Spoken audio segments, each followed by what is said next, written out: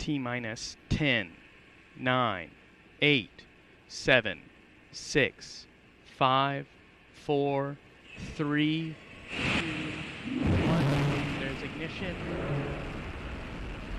And liftoff of the United Launch Alliance Atlas V rocket with USSF-7 for the United States Space Force on a mission dedicated to America Strong.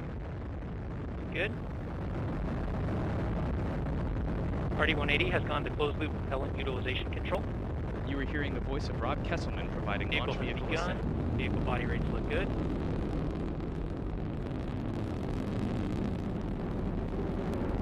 Traveling at 900 miles per hour.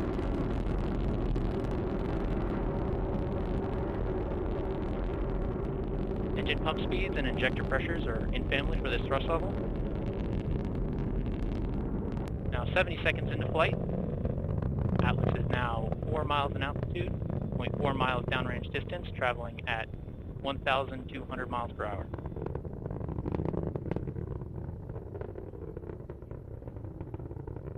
Vehicle has passed Mach 1. Vehicle is now passing through maximum dynamic pressure, max Q.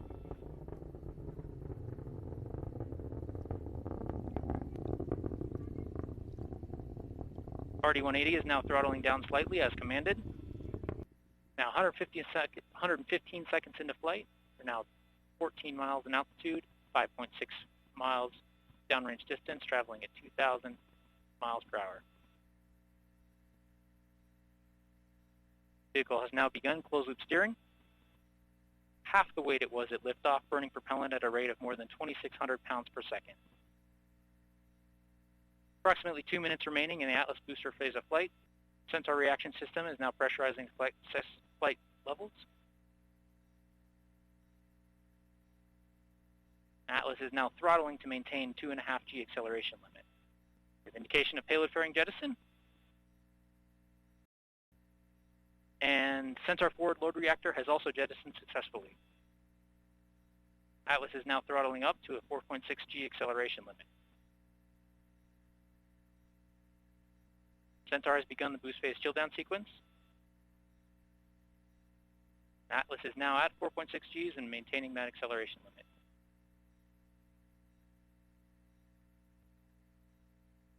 Boost phase chill down is complete. We have BECO, booster engine cutoff. Standing by for stage separation. Stage set, we have successful stage separation. Restart on the RL-10.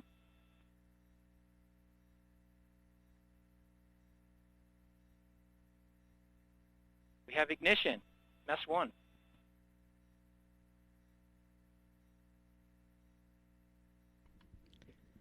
Centaur has now begun the first of 2 RL-10 burns.